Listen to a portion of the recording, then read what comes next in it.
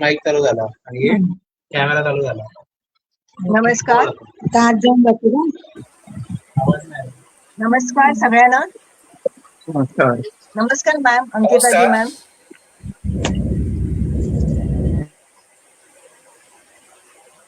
कसे आहात सगळे?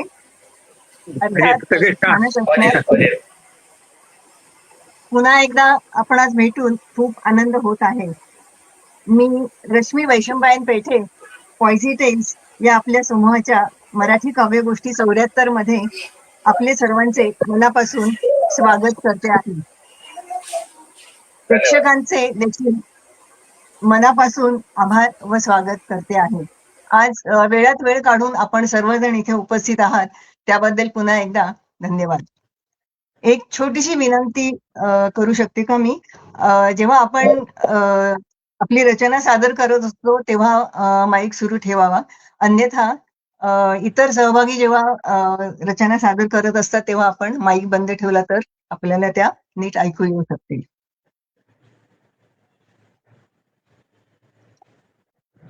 सध्या वातावरणात व हवामानात बदल होताना दिसतोय आपल्याला किंवा जाणवतो आहे. तरीही कवी मनाला ताजेतवाने व प्रेरणा देणारे काव्य सुचतच असते, नाही का?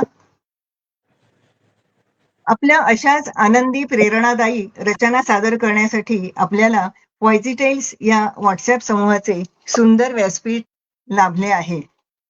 ही अतिशय आनंदाची गोष्ट आहे. या समूहामध्ये आपण स्वतः लिहिलेल्या रचना मराठी, हिंदी, इंग्लिश या भाषांमध्ये सादर करू शकतो. मी संस्थापिका अनुपमाजी कडवाड यांचे आभार मानते. तसेच सर्व माननीय एडमिन टीम यांचेही मनापासून आभार प्रदर्शित करते आहे. काव्यगोष्टी म्हणजे सहभागींची रचना सादर करून झाल्यावर त्या रचनेतील आपल्याला आवडलेल्या गोष्टीबद्दल थोडक्यात व्यक्त होणे, म्हणजेच एकमेकांचे अभिप्राय ऐकून घेणे. अशा थोड्याशा गप्पा गोष्टी होतात व काव्यगोष्टींचा आनंद आपण सगळेजण छान घेऊ शकतो. आपण आता आजच्या मराठी काव्यगोष्टींना सुरुवात करूया. माझा आवाज आपल्यापर्यंत नीट पोहोचतोय का? हो हो, आवाज ऐकू येते. आज मंचावर आपल्या बरोबर आहेत श्रीकृष्ण काळकरजी मुंबई, दीपा राजपूतजी मीरा रोड, राजेंद्र अनंत काजरोळकरजी कर्जत, अंकिता कुलकर्णीजी डोंबिवली, कल्पना म्हापुसकरजी मीरा रोड व मी रश्मी वैशंपायन पेठे मुंबई बोरिवली येथून आहे.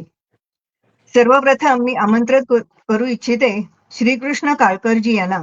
त्याआधी मी त्यांचा परिचय देऊ इच्छिते. श्रीकृष्ण काळकर सर आपण सेवानिवृत्त chief engineer private limited company Ahmedabad येथून निवृत्त झाला आहात. सध्या आपण मुंबईला स्थायिक आहात व आपल्या पॉयझी टेल्स या समूहाशी जोडलेले आहात.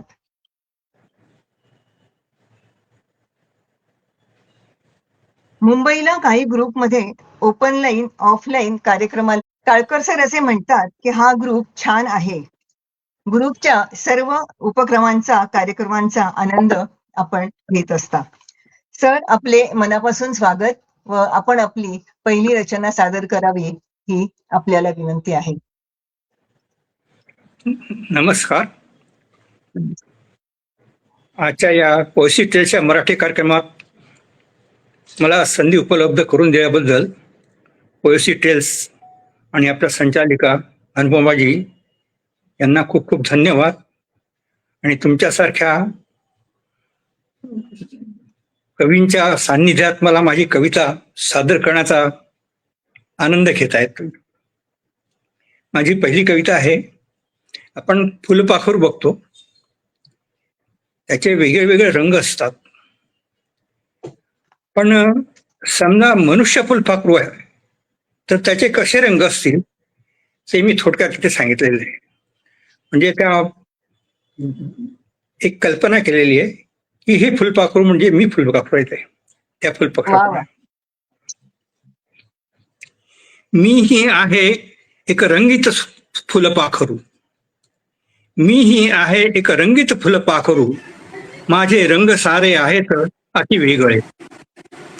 मी ही आहे रंजित फुलपाखरू, माझे सारे रंग आहेत अति वेगळे. शिष्ट घमेंडी क्रोधियन स्वार्थी, शिष्ट घमेंडी क्रोधियन स्वार्थी, समजतो स्वतःला मी अति वेगळे, समजतो स्वतःला मी अति वेगळे.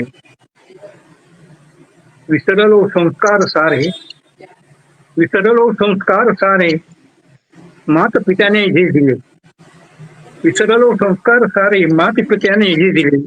धूम्रपान मद्यपान भौतिकात गुंतलो, धूम्रपान मद्यपान भौतिकात गुंतलो. इतका बहकलो स्वतःला विसरून गेलो, इतका बहकलो स्वतःला विसरून गेलो. आता माझ्यातच मी कुढून मरू लागलो, आता माझ्यातच मी कुढून मरू लागलो. नमस्कार. संपली माझी कविता. फार छान झाले का? खूपच सुंदर आणि अर्थपूर्ण अशी रचना आपण सर सादर केलीत. खूपच छान वाटलं ऐकताना आणि छान पद्धतीने आपण नेहमीप्रमाणे ती कविता सादर केलीत. मनाला भिडणारी अशी ही आपली रचना आहे सर. खूप खूप धन्यवाद. आपल्या समूहामध्ये विविध मासिक व प्रासंगिक उपक्रम राबविले जातात. ग्रुपमधील सदस्य एखादा शब्द सुचवतात व त्यावर लिहायचे असते किंवा एखाद्या शब्दावर 20 ओळींमध्ये गोष्ट किंवा लघुकथा लिहायची असते व असे लिखाण 10 वेळा झाले की संस्थापिका अनुपमाजी कडवाड या मॅगझिन तयार करतात. तसेच ऍडमिन रुपाली गोरे लाळे या देखील सुंदर सर्टिफिकेट सर्व सहभागींसाठी तयार करतात. आता मी आमंत्रित करू इच्छिते आहे दीपा राजपूतजी यांना.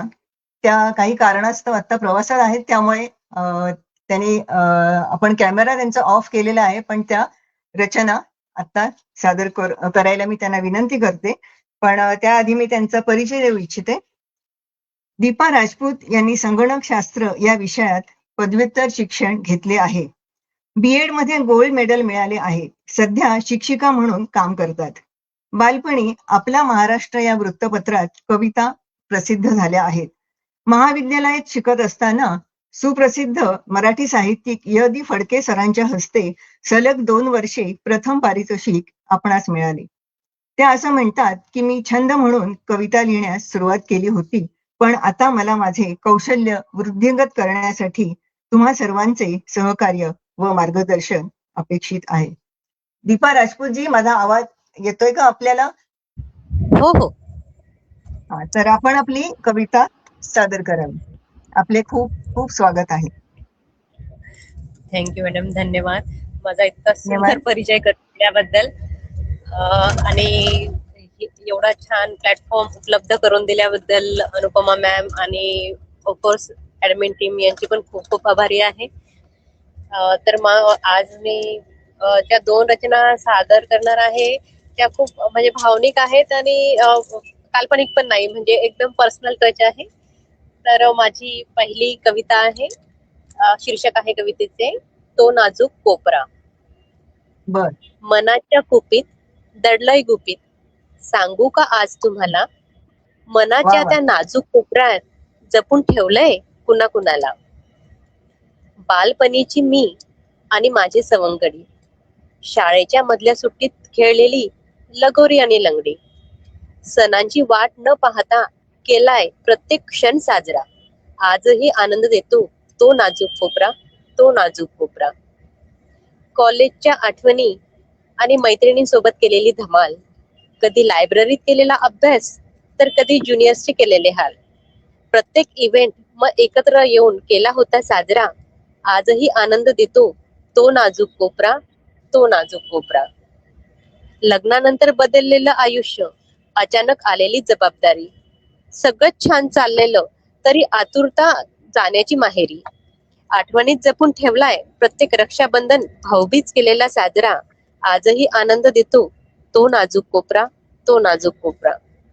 माझ्या लेकींचं आयुष्यात आगमन, त्यांचे बोबडे बोल, त्यांच्या सोबतचा प्रत्येक क्षण जपलाय मनात खोल खोल.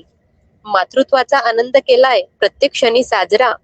आजही आनंद देतो तो नाजूक कोपरा, तो नाजूक कोपरा. आयुष्यात आलेली संकटे आणि त्यावर केलेली मात, प्रत्येक वेळी धावून आलेला देव आणि परिवाराची साथ. आज शब्दरूपाने करीत आहे भावनांचा उत्सव साजरा. आजही आनंद देतो तो नाजूक कोपरा, तो नाजूक कोपरा. धन्यवाद. अं, खूपच छान दीपाजी, मॅडम. खूप छान. खरंच सगळ्या अतिशय आठवणी सुंदर. एकत्र झाल्या. दीपाजी, आपण अतिशय सुंदर आणि खूप हळूवार त्याच्यामध्ये भावना आपण झाल्या आहात आपण. त्याला चित्रासारखं आणि वाटलं ते. त्याला खरंच चित्रासारखं मला धन्यवाद प्रत्येकाच्या सर्वांचे. मनामध्ये असा एक कोपरा नेहमी असतो. खरंय. सगळ्यांच्या मनातील एक बालपणापासून ते तारुण्यापासून सगळ्या जीवनपट आपण छान पद्धतीने एकदम साकारलात आपल्या रचनेमध्ये. ऐकत राहावी अशी रचना आहे आपली. खूप खूप धन्यवाद. आपण वेळात वेळ काढून इथे सर्वच जण आला आहात त्याच्याबद्दल पुन्हा एकदा धन्यवाद मॅडम. मगाशी खूप खूप धन्यवाद आपले सुद्धा. अशा जोडलेले राहा म्हणजे आपल्याला सर्वांच्या कवितांचाही आनंद घेऊ शकतो. आम्हालाही बरं वाटेल. मगाशी मी सांगितल्याप्रमाणे आपल्या समूहामध्ये मराठी, हिंदी, इंग्लिश या तिन्ही भाषांमध्ये रचना सादर केल्या जातात व महिन्यातून एकदा मराठी, हिंदी, इंग्लिश या तिन्ही भाषांमध्ये स्वरचित काव्यगोष्टी सादर केल्या जातात व त्यासाठी सुंदर पोस्टर्स माननीय अनुपमाजी कडवाड या तयार करतात व त्यामध्ये अनघाजी कडवाड यांचाही सहभाग असतो. तसेच ऍडमिन डॉक्टर सुबुई जाफर याही वेळात वेळ काढून काव्यगोष्टींचे उत्तम पद्धतीने संकलन करत असतात. ऍडमिन श्री अजय वर्माजी यांचेही आभार व्यक्त करू इच्छिते. ते वेळोवेळी मोलाचे मार्गदर्शन करतातच व काव्यगोष्टींच्या सजीव प्रसारणासाठी लागणारी व्हर्च्युअल लिंक ते नेहमीच आनंदाने तयार करत असतात व त्यामुळे आपण एकमेकांशी जोडले जाऊन काव्यगोष्टीचे सादरीकरण होऊ शकते. संस्थापिका अनुपमाजी कडवाड व माननीय ऍडमिन टीम यांचे पुन्हा एकदा आभार मानते आणि श्री राजेंद्र अनंत काजरोळकर सर यांना मी त्यांची पहिली रचना सादर करायची विनंती करते, पण त्याआधी त्यांचा परिचय देऊ इच्छिते. श्री राजेंद्र अनंत काजरोळकर हे नेरळ कर्जत येथे राहतात. शालेय जीवनापासून मराठी कविता लिहितात. त्यानंतर इतर किंवा विविध काव्य रचनांचा अभ्यास करत करत त्यांनी लिखाणात प्रावीण्य मिळविले व मुक्त छंदाव्यतिरिक्त अजूनही काही लिखाण ते लिहायला लागले. सध्या ते कविता, गझल मराठी व हिंदी भाषांमध्ये लिहितात व इंग्रजीमध्येही लिखाण त्यांनी केले आहे. एप्रिल 2024 मध्ये कवितांची पालखी या नावाचा मराठी काव्यसंग्रह प्रकाशित केला आहे. श्री राजेंद्र काजरोळकर यांचा इंस्टाग्राम ID आहे राज की बात पोएट. सर, आपले मनापासून स्वागत आणि आपण आपली पहिली रचना सादर करावी ही आपल्याला विनंती. नमस्कार मॅडम. तुम्ही सांगितल्याप्रमाणे नमस्कार सर. कवितांची पालखी या पुस्तकातलंच मी पहिली गझल मी सादर करणार आहे. अगदी ही गझल मी माझ्यावरती लिहिलेली आहे. मी जसा आहे ओके. तशी ती लिहिलेली आहे. म्हणून ही प्रत्येकाला आपलं हे स्वतःचं वर्णन असेल असं वाटू शकतं. मी गझल सादर करतो. बरे नाहे परंतु बरेच बोलतो, बरे नाहे परंतु बरेच बोलतो मी, कवितेतून माझ्या खरेच बोलतो. बरे नाहे परंतु बरेच बोलतो मी, कवितेतून माझ्या खरेच बोलतो. का कुणा आडाव्यात माझ्याच वाटा, का कुणा आडाव्यात माझ्याच वाटा, चालता रस्त्यातून तारेच मोजतो, चालता रस्त्यातून तारेच मोजतो. मना कधी कुणाच्या कधी ना दुखवायचे, मना कधी कुणाच्या कधी ना दुखवायचे, अहंकार माझा तरी मनी जपतो मी. रंग गुलालाचा उधळून गलका असा येतो, रंग गुलालाचा उधळून गलका असा येतो, रंगुनी उल्हासात असा रक्ताळतो मी. दारात लग्नाच्या तुझ्या मंडपावर माळा, दारात लग्नाच्या तुझ्या मंडपावर माळा, काळजाची भग्न माझ्या तोरणे बांधतो मी. तुझ्याकडे यावे कसे मनसोक्त बोलावे, तुझ्याकडे यावे कसे मनसोक्त बोलावे, आजकाल वेड्यासारखा एकटा बडबडतो मी, आजकाल वेड्यासारखा एकटा बडबडतो. थँक्यू. अतिशय सुंदर मनस्पर्शी गझल आपण सादर केलीत सर. खूपच सुंदर सादरीकरण आणि खूप अगदी छान सर. सहजगत्या आपण सगळ्या भावना त्याच्यामध्ये व्यक्त केल्या. खूप खूप धन्यवाद सर आपले. Thank you madam. Thank you thank you madam. आता मी आमंत्रित करू इच्छित आहे अंकिता कुलकर्णीजी यांना, पण त्याआधी मी त्यांचा परिचय करून देण्याचा प्रयत्न करत आहे. अंकिता कुलकर्णीजी या डोंबिवली येथे राहत असून मेकॅनिकल ड्राफ्ट्समन म्हणजे यांत्रिकी रेखाचित्रकार म्हणून कार्यरत होत्या. ठाणे येथून ठाणे येथून ITI केले आहे. अंकिता कुलकर्णीजी या उत्कृष्ट खेळाडू, नाट्यकलाकार, नृत्य कलाकार, चित्र, पेंटिंग्स व रांगोळी काढणे यामध्ये पारंगत असून त्यांनी भरपूर बक्षिसे मिळवली आहेत. मॅम आपले खूप खूप अभिनंदन. आपण इतक्या सगळ्या गोष्टी आपल्या आयुष्यामध्ये केल्यात त्याच्याबद्दल. आयुष्यामध्ये घोडदौड करत असताना त्यांना अजून एक मातृत्वाची पदवी प्राप्त झाली, त्यांना कन्यारत्न झाले व त्यानंतर त्यांना नोकरी सोडावी लागली. पण त्यानंतरही घरात राहूनही त्या स्वस्थ बसल्या नाहीत व त्यांच्यातील शिकण्याची वृत्ती, जिद्द, चिकाटी यामुळे त्यांनी अनेक चांगल्या गोष्टी आत्मसात केल्या, शिकल्या.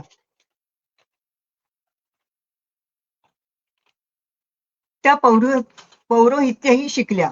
चित्र, पेंटिंग्स यांचे प्रशिक्षण वर्ग म्हणजे क्लासेस त्या घेत असत. तसेच पौरोहित्य शिकून झाल्यावर त्यांनी श्री सत्यनारायण पूजा आणि गणपती पूजा ही त्या सांगतात. स्वतः ग्रीटिंग्स बनवून त्याचे प्रदर्शन व विक्री भरपूर प्रमाणात आपण केली आहे व अजूनही ग्रीटिंग्स, पोस्टर व पेंटिंग्स आपण बनवता. मॅम आपण गायनही शिकल्या आहात. शास्त्रीय व सुगम संगीत परीक्षा पास झाल्या आहेत. ज्योतिष आणि वास्तुशास्त्र यामध्ये पारंगत असून त्यासाठी ऑर्डर पण आपण घेता. कविता, शेरोशायरी लिहित असतात. 2000च्या वर शायरी व 600च्या वर कविता लिहिल्या आहेत. स्वतःचे पुस्तकही आपण छापले आहे. अंकिताजी आपले पुन्हा एकदा अभिनंदन आणि आपण आपली पहिली रचना सादर करावी ही आपल्याला विनंती.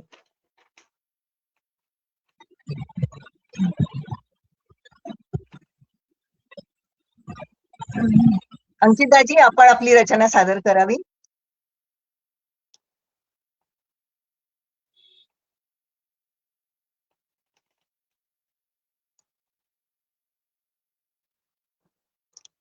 अंकिताजी बहुधा नेटवर्कचा इश्यू आहे का?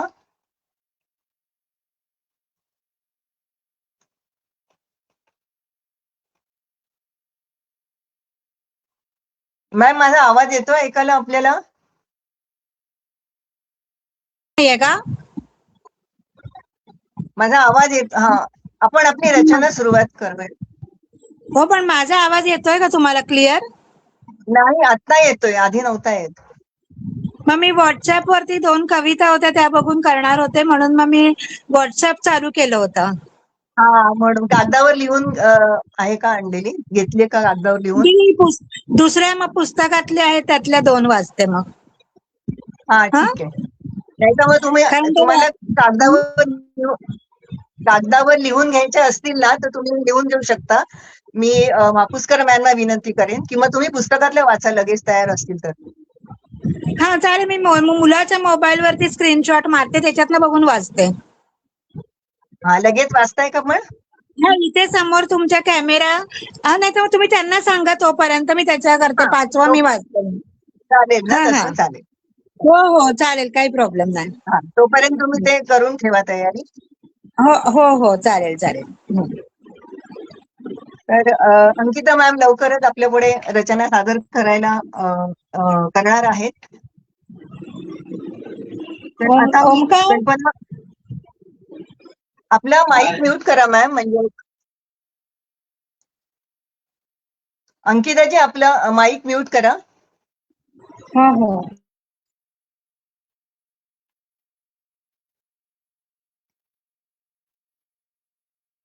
कल्पना मापुसकर मॅम यांना मी तोपर्यंत विनंती करेन की त्यांनी त्यांची पहिली रचना सादर करावी व त्याआधी मी त्यांचा परिचय करू देऊ इच्छिते. कल्पना मापुसकर मॅम या चिपळूण येथील असून सध्या मीरा रोड येथे राहतात. या लेखिका व कवयित्री असून कल्पदीप कविता संग्रह आपला प्रकाशित झाला आहे. आपण रॉकेल या लघुपटाची कथा लिहिली आहे व हा लघुपट प्रदर्शित सुद्धा झाला आहे. अखिल भारतीय साहित्य संमेलन यवतमाळ, धाराशिव, नाशिक, उदगीर, अमळनेर, सातारा येथे आपण आपल्याला निमंत्रित केले आहे.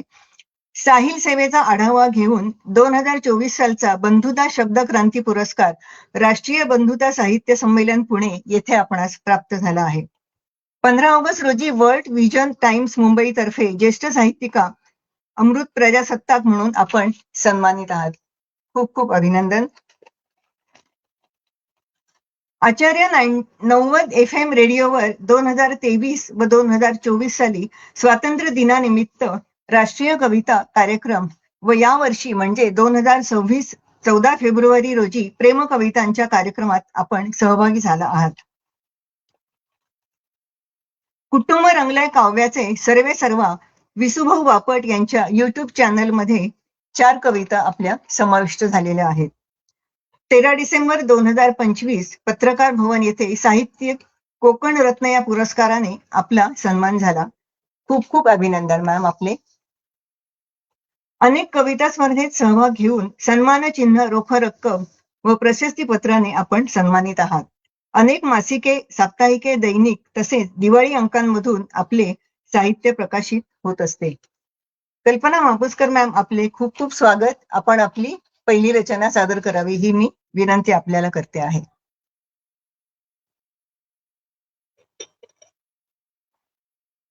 हा करा. आपला आवाज येत नाहीये. आवाज येत नाही.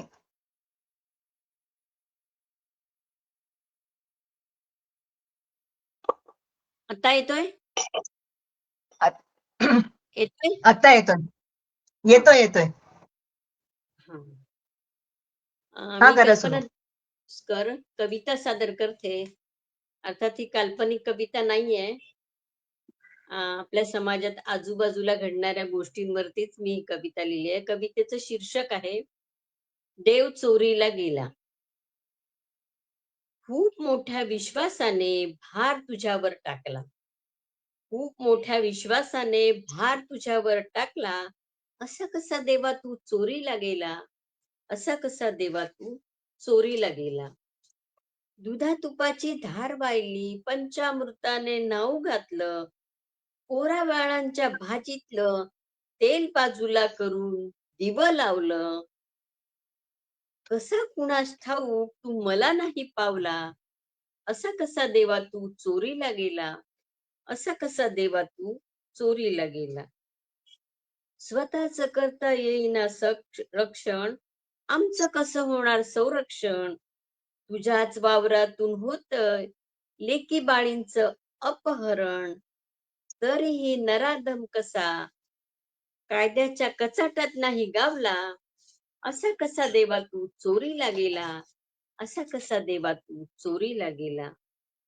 दाराला तुझ्या कडी कुलूप दोऱ्या, बर का, दाराला तुझ्या कडी कुलूप दोऱ्या, बक्कळ पगारावर संरक्षण पहारा, कोनाड्यात सीसी फुटेज कॅमेरा आणि भर वस्तीत तुझा गाभारा.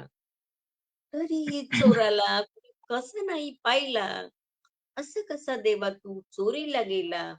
असं कसा देवा तू चोरीला गेला? तुझ्यावरची भक्ती ठरली फोल, तुझ्यावरची भक्ती ठरली फोल, तू ज्याच्यात नटला त्या धातूला मोल, भल्या भल्या किमती तुला त्यांनी तोडलं, कान डोळे बंद कुणी नाही बोललं. खरा खुरा देवकार तू, खरा खुरा देवकार तू, खोट्या नाट्या साच्यात मावला. असा कसा देवा तू चोरीला गेला? असा कसा देवा तू चोरीला गेला? असा कसा देवा तू चोरीला गेला? धन्यवाद. फारच छान. अगदी आजची खूपच सत्य छान परिस्थिती कविता. तुम्ही मांडलीत. खूप सुंदर रचना मॅम. मनाला अतिशय भिडणारी अशी आहे, अंतर्मुख करायला लावणारी रचना आपण सादर केलीत. खूप खूप धन्यवाद.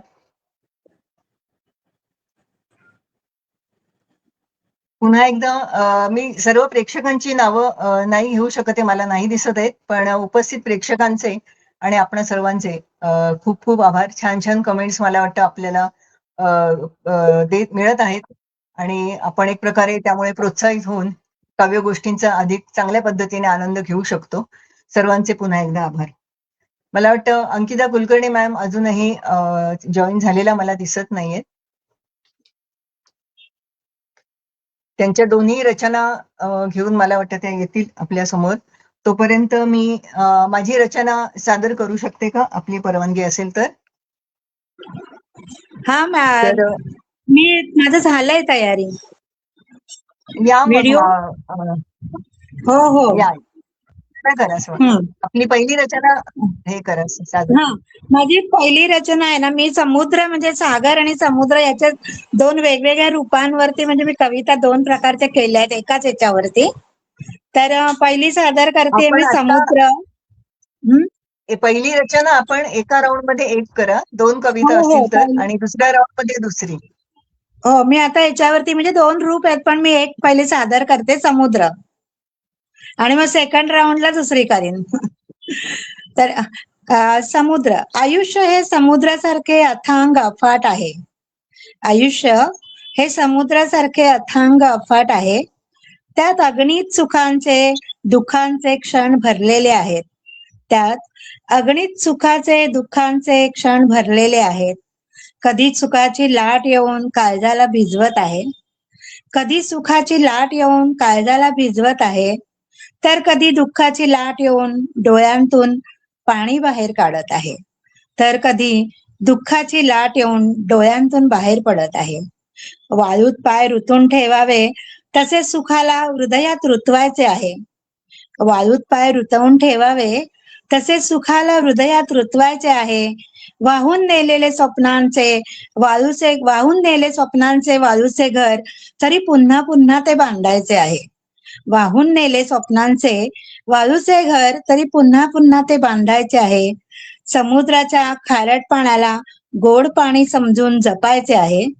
समुद्राच्या खारट पाण्याला गोड पाणी समजून जपायचे आहे. सुखाच्या लाटा आयुष्याच्या सागरात उसळत राहणारच आहेत. सुखाच्या लाटा आयुष्याच्या सागरात उसळत राहणारच आहेत. दुसरं पेज हे कर. हा, सुखाच्या लाटा आयुष्याच्या सागरात उसळत राहणारच आहेत. दुःखाच्या लाटा आल्या की जोराने मागे पळून खेळायचे आहे. दुःखाच्या लाटा आल्या की जोरात मागे पळून खेळायचे आहे. आनंदाच्या लाटांमध्ये भिजून त्यात चिंब बुडून जायचे आहे. आनंदाच्या लाटांमध्ये बुडून चिंब भिजून जायचे आहे. थँक्यू अंकिता. खूप छान. खूप छान, छान छान अतिशय छान. सुंदर अशी रचना सादर केली. खूप छान हो, वाटलं जरा ऐकायला. मी ती पुढच्या वेळेला लिहून घेईन. ते व्हॉट्सअपवर बघून जरा थोडस हे झालं मला. हा, नाही हरकत नाही, कागदावर लिहून घेतलीत ना की मग वाचता येईल. दुसरी हा, कविता लिहून घेतली आहे ना? हो हो, दुसरी आता मी हे करूनच ठेवते लगेच आता. हा, नाही तर मग पुस्तकातली माझ्या छापलेली त्यातली वाचते. हा, ओके. आपण राहा आता लाईनवर राहा म्हणजे. हो हो, लाईनवरच राहते. हा, मी आता माझी पहिली रचना सादर करू इच्छिते. खरं सांगायचं तर ही एक वाक्प्रचार असतो आपल्या पोएझिटेल्सच्या समूहामध्ये. वेगवेगळे जे उपक्रम दिले जातात त्याच्यामध्ये आपल्यातीलच एका सदस्याने हा वाक्प्रचार सुचविला होता. तो असा आहे की प्रत्येक काळ्या ढगाला एक रुपेरी किनार असते. तर त्यावर लिहिलेली माझी कविता मी आज सादर करू इच्छिते. प्रत्येक काळ्या ढगाला एक रुपेरी किनार असते.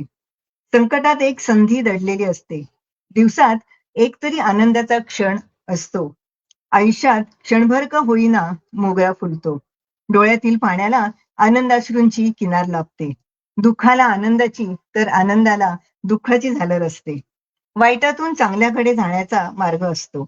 निराशेला आशेची किनार व विज्ञानाला श्रद्धेची जोड असते. नकारात्मक विचारांना सकारात्मक दृष्टिकोनाची गरज असते. नकारात्मक विचारांना सकारात्मक दृष्टिकोनाची गरज असते. प्रत्येक काळ्या ढगाला एक रुपेरी किनार असते.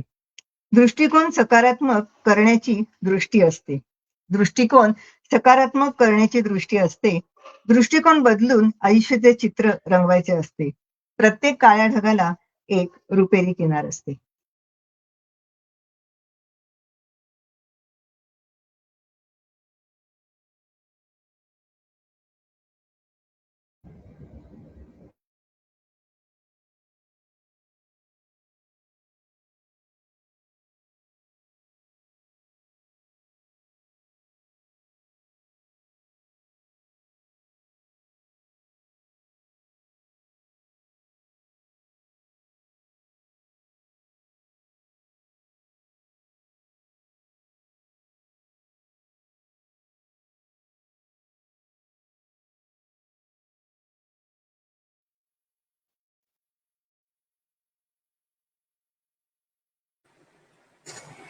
नेटवर्क इश्यू आहे का काही?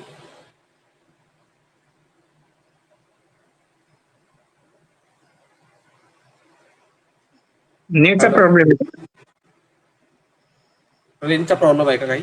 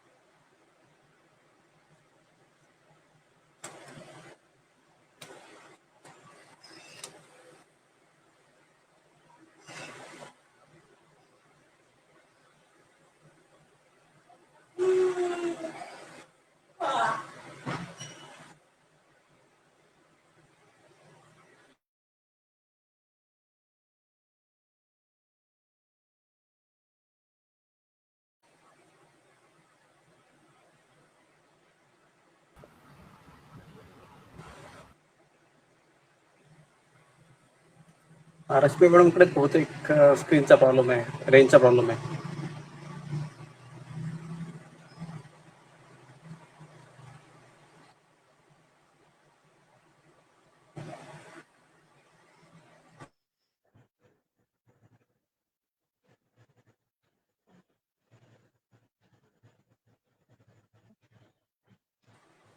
हॅलो. नमस्कार. हा, माझं नेटवर्क मला वाटतं गेलं. हो, नेटवर्क गेलं होतं. माझा आवाज येतोय का? हो आ, मी क्षमा हो, मागते आपली त्यासाठी. हा, अर्धी कविता झाली आणि आवाज गेला तुमचा, म्हणजे आवाज आणि चित्र दोन्ही हो गेलं. हो हो, नाही पूर्ण झाली त्या निमित्ताने. ती शेवटची वेळ होती. माझा अच्छा. आवाज येतोय का ऐकू? हो हो हो, येतोय येतोय येतोय. सर्वांना. मी पुढे हो, येतोय. पुढे सूत्रसंचालन मी सुरू करते. हो. अशा प्रकारे आपली काव्यगोष्ठींची आता पहिली फेरी म्हणजे पहिला राऊंड पूर्ण झालाय. त्याच वेळेला माझं नेटवर्क गेलं. मी खूप क्षमस्व आहे त्यासाठी. आणि आपणा सर्वांच्या अप्रतिम व वैविध्यपूर्ण रचनांमुळे पॉयझी टेल्स मराठी काव्यगोष्टी अधिकच रंगल्या. काव्यगोष्ठींची दुसरी फेरी सुरू करण्यापूर्वी पुन्हा एकदा आपणा सर्वांचे व उपस्थित प्रेक्षकांचे आभार मानते, कारण वेळात वेळ काढून आपण सर्वच जण इथे उपस्थित आहात.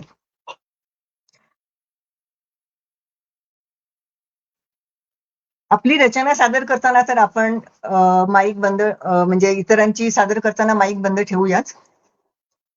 आता मी दुसऱ्या फेरीमध्ये त्याचप्रमाणे आमंत्रित करणार आहे. पहिल्यांदा श्रीकृष्ण काळकर सर यांना मी त्यांची दुसरी रचना सादर करायची विनंती करते आहे. काळकर सर, हा, नमस्कार सर. आपली रचना सादर करू शकता सर.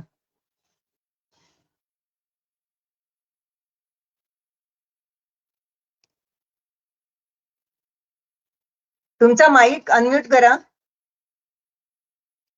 हा, आता आता आवाज आवाज येतोय आता आता? येतोय. हा. हो हो येतोय. ही कविता सत्यपरिस्थितीवर आहे. सगळ्यांना त्या गोष्टीची कल्पना आहे थोडी बहुत की काय चाललेलं असतं, पण ही जी परिस्थिती आहे ही गरीबापासून श्रीमंतापर्यंतची गोष्टी आहे. कारण ह्याचं मी मोठ्या लोकांवर बसलेल्या असताना सुद्धा अनुभवलंय की एक वेळी जो माणूस होता की मी सर्वस्व असलेला माणूस, म्हणजे बोलताना तर हिंदीत बोला, मुझे मक्खी जैसा निकाल के फेक दिया है. म्हणजे कशी परिस्थिती येते शेवटी ते मी लिहिलेलं आहे. मी म्हातारा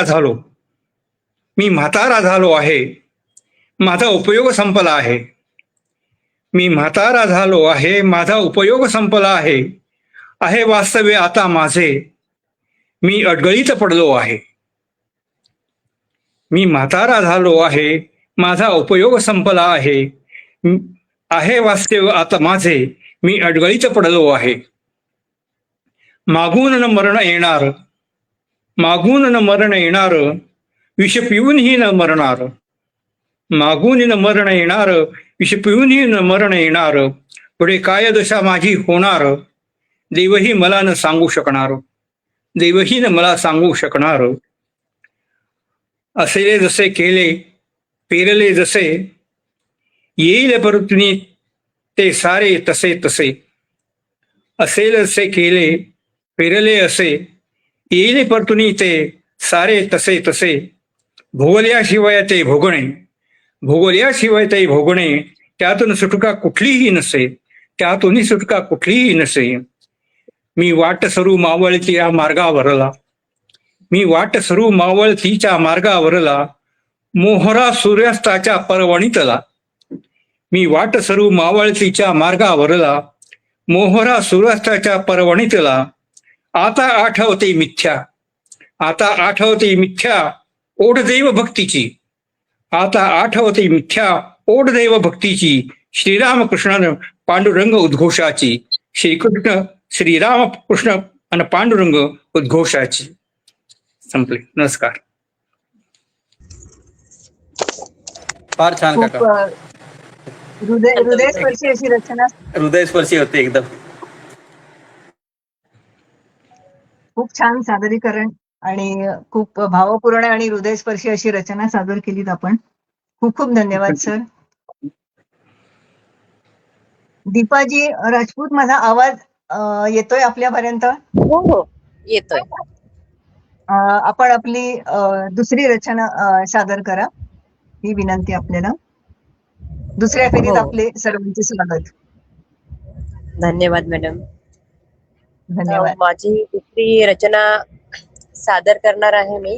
ऍक्च्युली ही कविता लिहिली होती मी फादर्स डेच्या वेळी, आणि ही डेडिकेट करते माझे बरं. वडील आणि माझे फादर इन लॉ दोघींनाही. बरं. छोटीशी कविता आहे. हा. सुरुवात करते कवितेला. हा. वडिलांसाठी कोणता विशेष दिवस नसतो. वडिलांसाठी कोणता विशेष दिवस नसतो. वडिलांमुळे प्रत्येक दिवस विशेष असतो. म्हणतात जगामध्ये सर्वात थोर असते माय. म्हणतात जगामध्ये सर्वात थोर असते माय. पण का म्हणू शकत नाही आपण बापालाही दुधावरची साय. खिसा रिकामा असला तरी कधी नाही म्हटले नाही. खिसा रिकामा असला तरी कधीही नाही म्हटले नाही. माझ्या वडिलांसारखा श्रीमंत माणूस मला जगात भेटला नाही.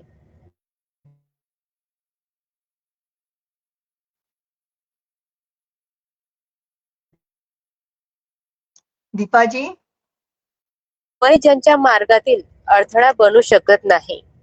वय ज्यांच्या मार्गातील अडथळा बनू शकत नाही. संकट आल्यावर बाबा बनतात ढाल, तर हळव्या प्रसंगी बनतात आई. धन्यवाद. खूप सुंदर, अतिशय हृदयस्पर्शी अशी कविता आपण सादर केलीत. मन हळवं करणारी रचना, पण अतिशय सुंदररित्या सादर केलीत आपण दीपाजी. खूप खूप धन्यवाद आपले.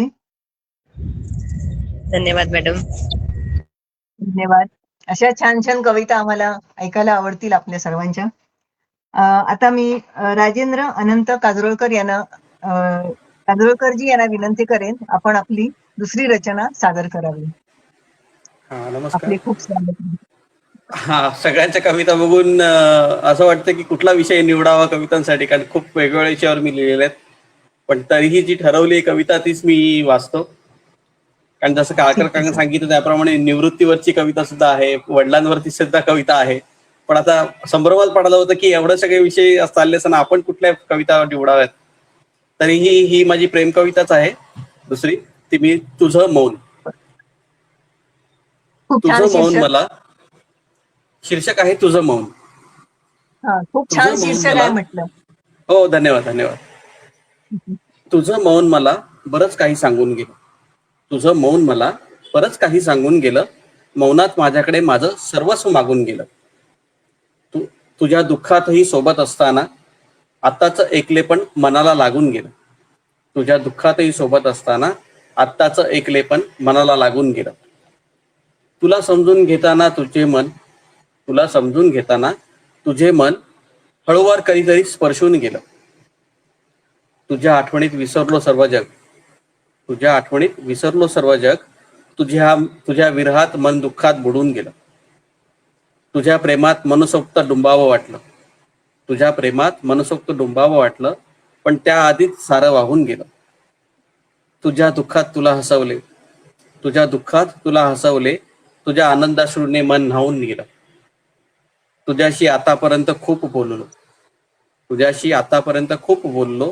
पण मनातलं प्रेम बोलायचं राहून गेलं. राहिली गोष्ट मनातली मनात, राहिली गोष्ट मनातली मनात. तरी तुझ्या मौनावर काही लिहून गेलं, तरी तुझ्या मौनावर काही लिहून गेलं. धन्यवाद. खूप खूप अरे वा, सुंदर खूप छान. अर्थपूर्ण शीर्षक. जरी तुझे मौन असले तरी खूप बोलकी अशी रचना आणि खूप सुंदर सादरीकरण. खूप छान वाटलं ऐकताना सर. अतिशय धन्यवाद. भावपूर्ण अशी देखील रचना होती. आपलेही धन्यवाद. आता मी अंकिता कुलकर्णीजी यांना आमंत्रित करू इच्छिते, त्याने आपली दुसरी रचना सादर करावी. हा, जसं मगाशी मी म्हटलं की मी समुद्रावरतीच दोन्ही कविता केल्या आहे. आवाज येतोय ना? हो हो, येतोय येतोय. हा, तर त्याचं एक मगाशी समुद्र, आता मी सागर म्हणून त्याच्यावरतीच एक कविता केली आहे. सागर. या सागर किनारी आमच्या पहिल्या प्रेमाची पहिली भेट झाली. प्रेमाच्या या अथांग सागरात मी भिजूनी चिंब चिंब झाले. रोज वाळूत बसूनी हाती हात गुंफुनी जन्माजन्माची साथ मिळाली. खऱ्या प्रेमाची खरी वचने एकमेकांना या सागर किनारी दिली. साक्षीला समुद्राची खूप मोठी जोरात लाट उसळून आली. किनारा नाही दिसे अशी आयुष्याची दूर दूरची स्वप्न रंगली. प्रेम रंगले, दोन जीव गुंतले, मिलनासाठी मिठी मारली.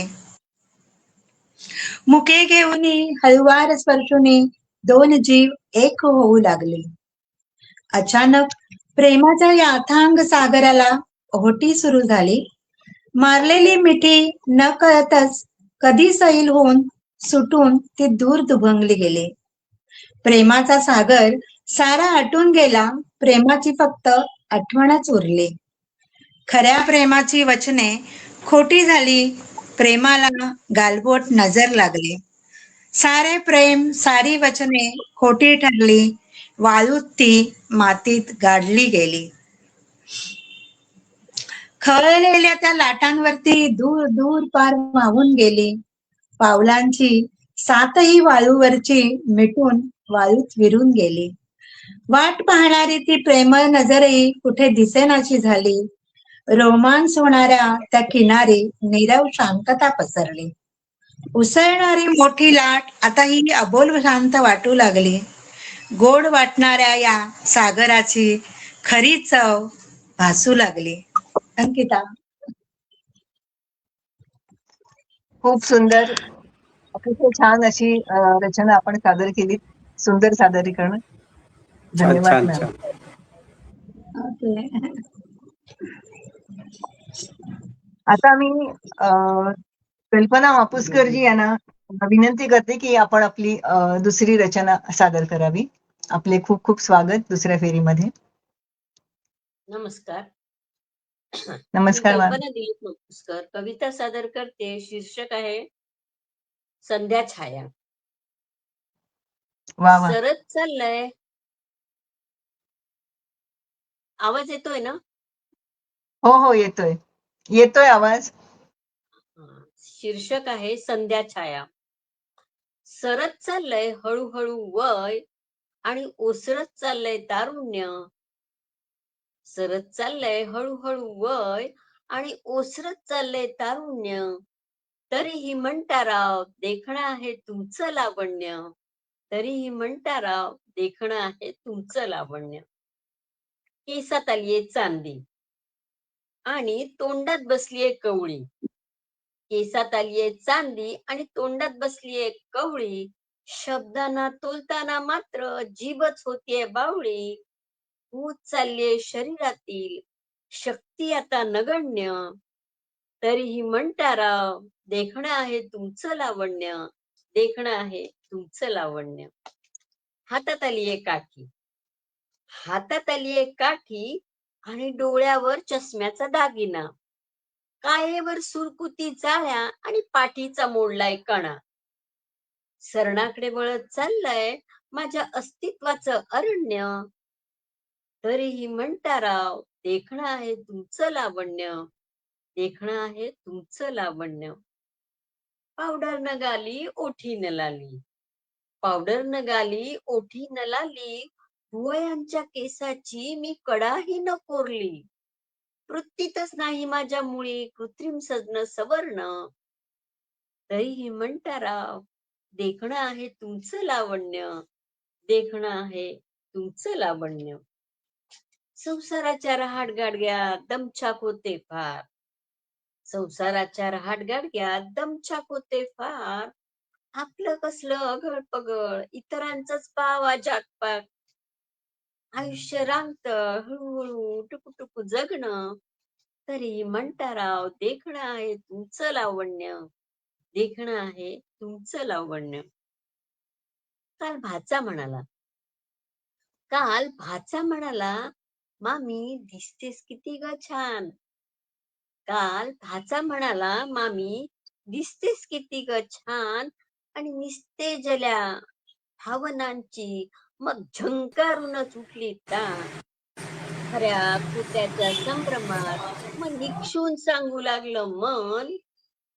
खऱ्या खोट्याच्या संभ्रमात मग निक्षून सांगू लागलं मन. खरंच की हो तुमचं राव देखणं आहे आमचं लावण्य. देखणं आहे आमचं लावण्य. देखणं आहे आमचं लावण्य. धन्यवाद. अतिशय सुंदर आणि सुंदर रचना आणि सुंदर सादरीकरण.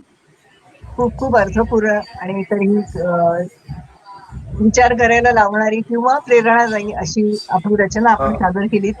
खूप खूप धन्यवाद. मेकअप न करताही किती सुंदर दिसता येतं हे कवितेतून कळतं. खूपच छान कविता मॅडम. खूपच सुंदर. धन्यवाद दीपाजी, आपण अभिप्राय दिला त्याबद्दल. असं वाटत होतं की मॅडम मध्ये थांबूच नाही आणि कविता म्हणजे सादर करतच राहावं, ऐकतच राहावं आपण. खूपच छान. खरंय, अगदी खरंय. मी माझी दुसरी रचना सादर करू इच्छिते. संगीत म्हणजे संगीत म्हटलं की मग ते वाद्यसंगीत असो किंवा एखादं गाणं, ते ऐकल्यानंतर आपल्याला छान वाटतं. म्हणजेच आपल्या मनाला ताजेतवाने वाटते. तर अशा या संगीताबद्दल मला सुचलेल्या काही ओळी मी आपल्यापुढे सादर करते आहे. संगीत. संगीत झुळझुळ वाहणारा झरा. संगीत झुळझुळ वाहणारा झरा. खिन्न उदास मनाला हळुवारपणे गोंजारणारा, उभारी देणारा अदृश्य हात. परमेश्वराची आळवणी करून आर्त साथ घालणारा स्वर. अपंगावर म्हणजे अपंगत्वावर मात करत आयुष्याला नव्याने सामोरे जायला, नैराश्यातून बाहेर पडून सकारात्मक आशादायी जीवन जगायला शिकवणारा गुरु. संगीत जगण्याची उमेद, प्रेरणा देणारी दैवी देणगी. संगीत जगण्याची उमेद आणि प्रेरणा देणारी दैवी देणगी. धन्यवाद.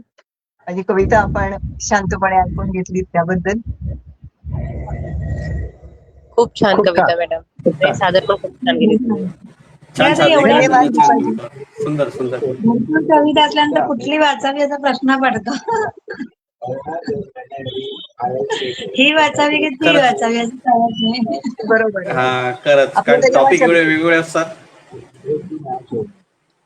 आणि आपण आपल्याला जेव्हा शक्य असेल तेव्हा आपण काव्यगोष्ठीमध्ये सादर झालं तर वेगवेगळ्या तुमच्या आवडीच्या कविता ज्या नियमात ज्या बसलेल्या आहेत त्या आपण नाही सादर नक्की करू मध्ये शकतो. मध्ये तुझा असा प्रयत्न. प्रॉब्लेम होता, बरं नव्हतं म्हणून झाले नव्हते, पण हा. यापुढे नक्की येत जा, नाही म्हणजे जॉईन होत आपण जा. भरपूर लिहिलेत त्या आम्हाला पण ऐकायला मिळतील अशा अर्थाने की आपण जेव्हा जेव्हा शक्य येईल तेव्हा आपण जर का एकत्र येऊन केल्या काव्यगोष्टी तर सगळ्या हा. कविता हळूहळू ऐकू शकतो. हो. हो, हो, नक्की करता नक्की.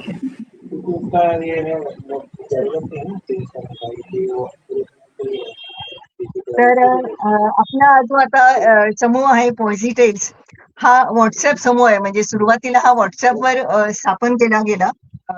माननीय अनुपमाजी कडवाड यांनी तो स्थापन केला आणि त्याला 5 वर्ष पूर्ण झाली आहेत. आणि आता YouTube व Instagram पेजही उपलब्ध झाले आहे. आणि आपण आता नुकतंच आपल्या समूहाने Spotify मध्येही पदार्पण केले आहे नव्याने. आणि आपल्याला माहितीच असेल आवाज कोणाचा तरी माईक सुरू आहे बघा.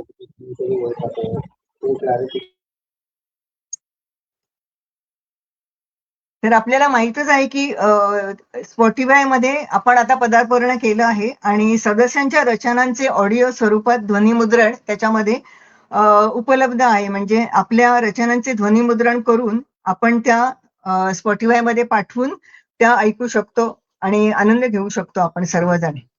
या सर्वांसाठी आणि या सर्व उपक्रमांसाठी सर्वांचे अभिनंदन व शुभेच्छा.